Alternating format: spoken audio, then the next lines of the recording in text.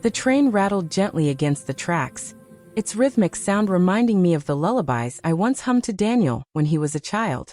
I sat by the window, my wrinkled hands folded neatly over my purse, watching the landscape change from the quiet grays of Maine to the sunlit plains that led toward California. It had been nearly 3 years since I'd last seen my son, and not a day had passed without me thinking of him. My only child, my pride, my reason for living.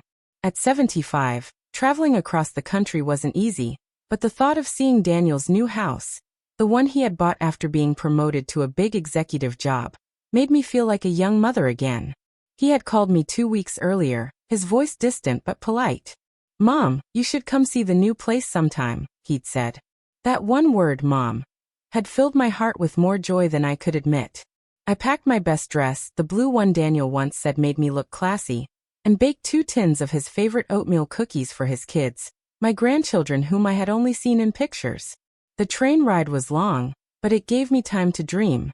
I imagined him waiting at the station with flowers in his hand, just like he used to on Mother's Day when he was little.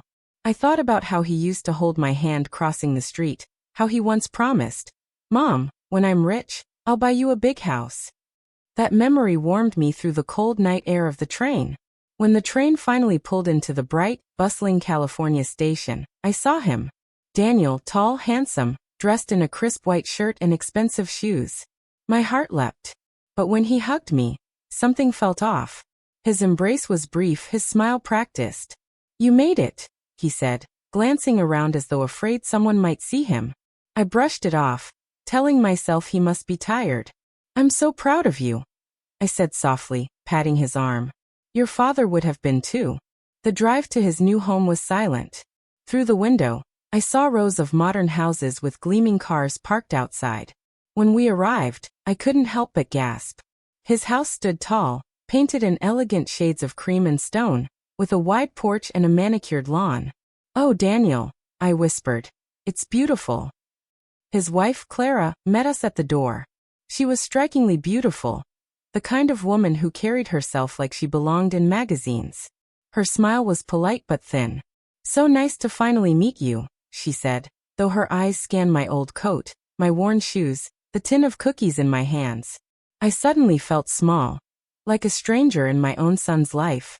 Inside, the house was everything I had imagined: spotless floors, chandeliers, walls covered in framed family photos. Except, I wasn't in any of them. Not one. My heart sank.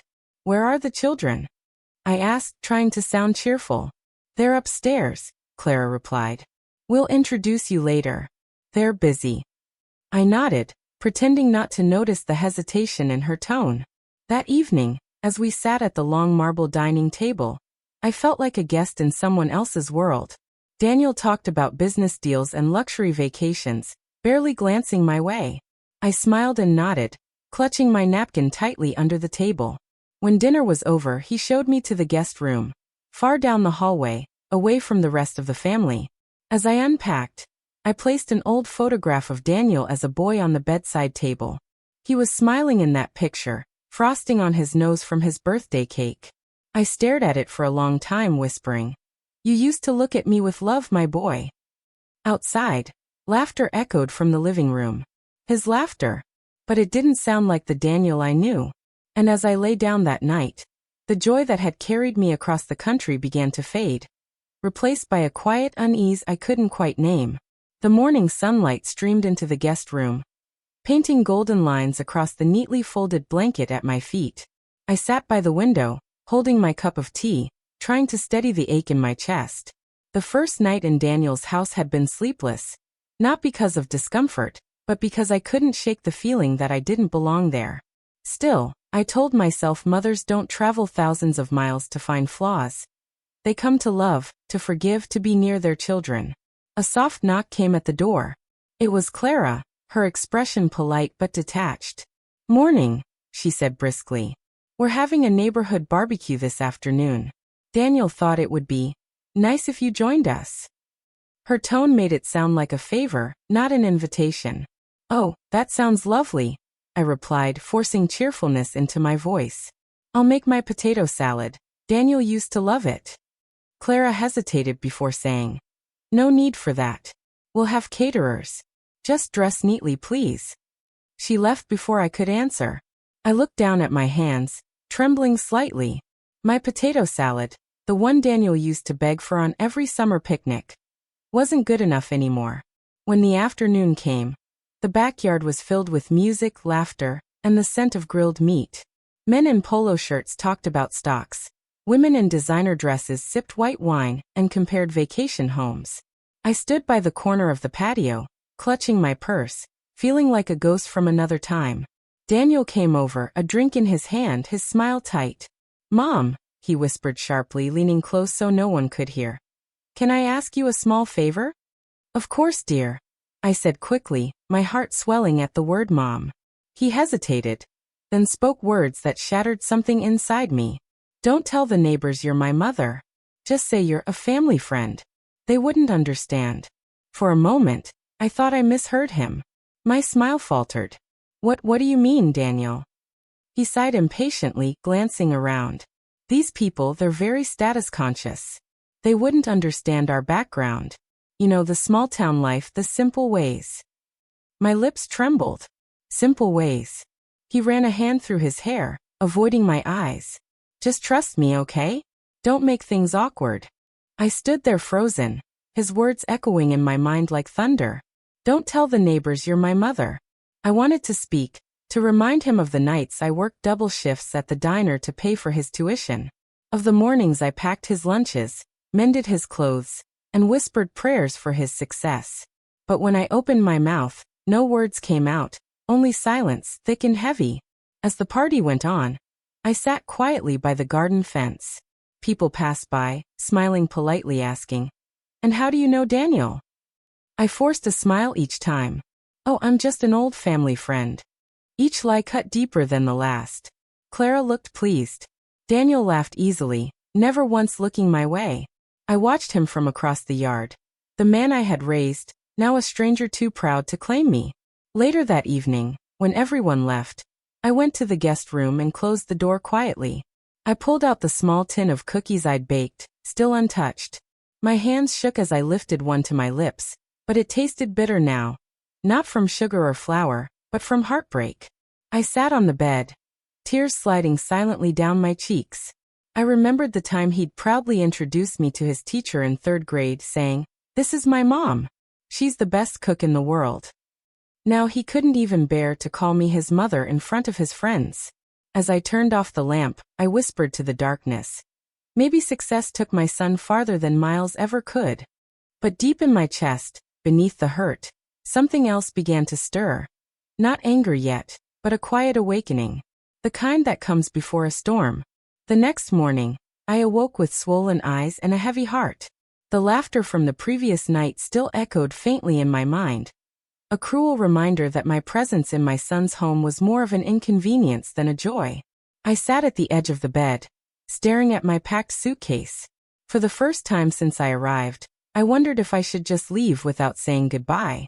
But something inside me, perhaps the stubbornness that had kept me alive through widowhood, poverty, and loneliness, told me to stay just one more day. Mothers always hope, even when hope makes fools of them. Clara knocked gently on my door around mid-morning. Her expression was composed, her voice almost sweet. "Margaret," she said, "we're hosting another dinner tonight. It's a business event for Daniel. I hope you don't mind staying in your room during the evening. It's just, you know, clients and all." She smiled, the kind of smile that hides a blade behind it. I returned her politeness with a nod. "Of course, dear. I wouldn't want to embarrass anyone." When she left, I sat in silence, the humiliation sinking deeper than ever before. I looked around the guest room, so neat, so empty, and felt like I was disappearing piece by piece inside this grand house. My presence had become something to be hidden. That afternoon, while I packed my few belongings, I realized I had left my reading glasses downstairs in Daniel's study. The door was slightly open, and I hesitated before stepping inside. The room smelled of expensive leather and ink, everything neat, precise, proud. Papers lay scattered on the desk, some inside an open folder marked estate holdings. My eyes fell on a familiar name. My late husband's. Thomas Whitaker. Curiosity mixed with unease guided my trembling hands. I picked up one of the documents. It was a copy of Thomas's will, the same one I'd signed years ago when he passed. But these pages looked altered. Notes and calculations in Daniel's handwriting filled the margins.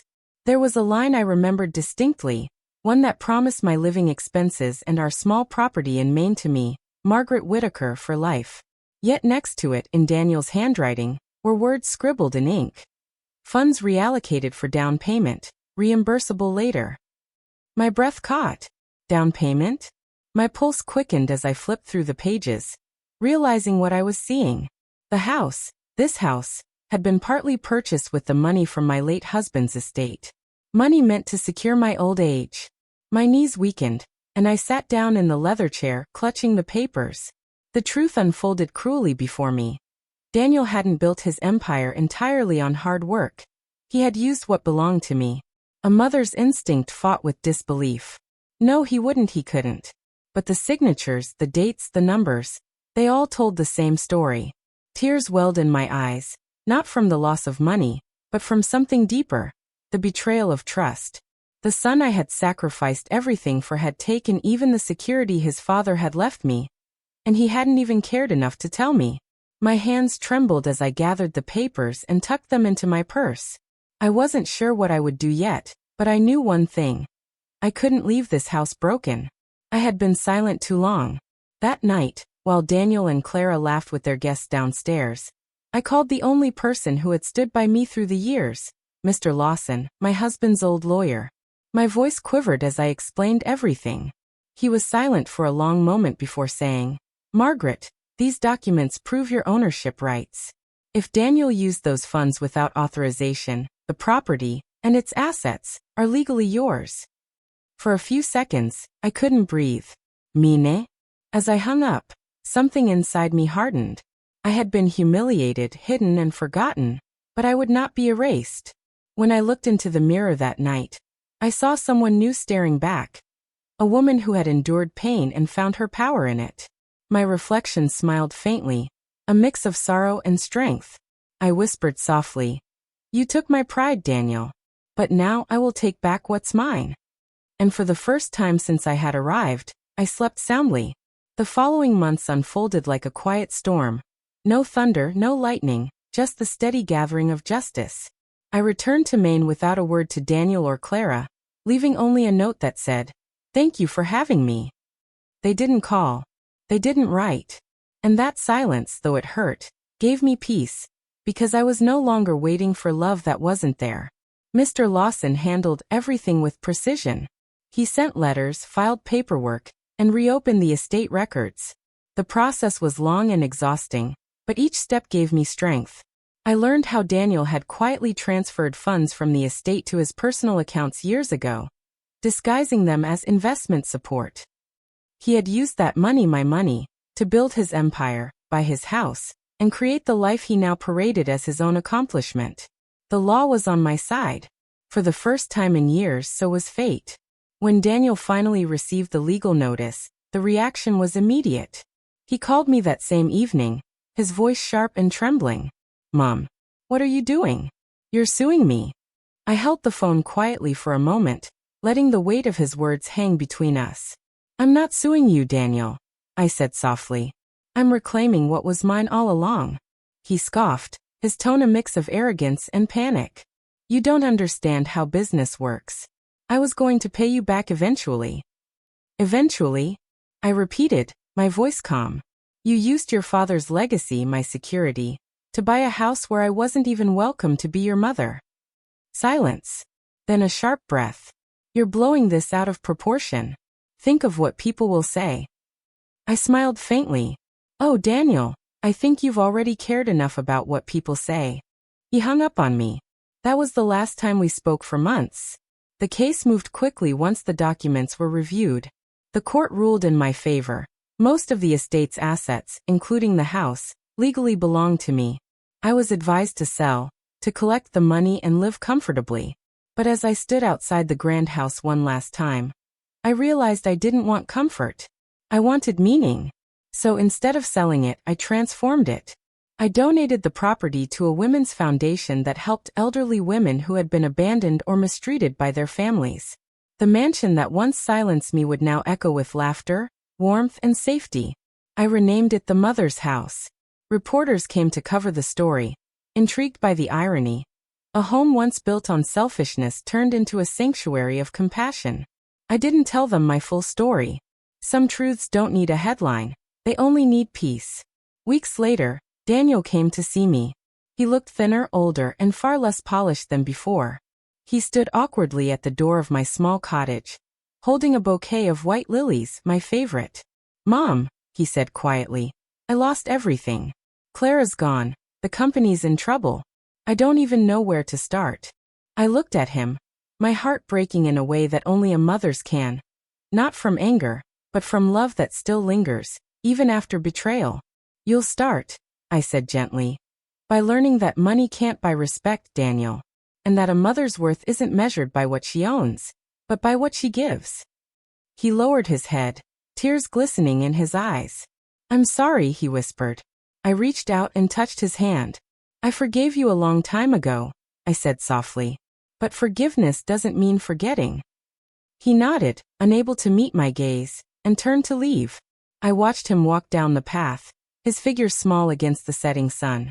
As I sat by the window that evening, I felt the breeze drift through the curtains, carrying with it a sense of quiet triumph. I had lost much in my life, youth, love, and trust, but I had gained something far greater, dignity. Daniel had hidden me out of shame, but now, the world would remember me. Not as the woman he hid, but as the woman who rose above it all. I whispered to myself with a small, proud smile. This was the sweetest revenge, not in taking back what was his, but in showing him what I always was, enough. And as the sun dipped below the horizon, the Mother's House glowed warmly in the distance. A light born from pain, love, and a mother's unbreakable will.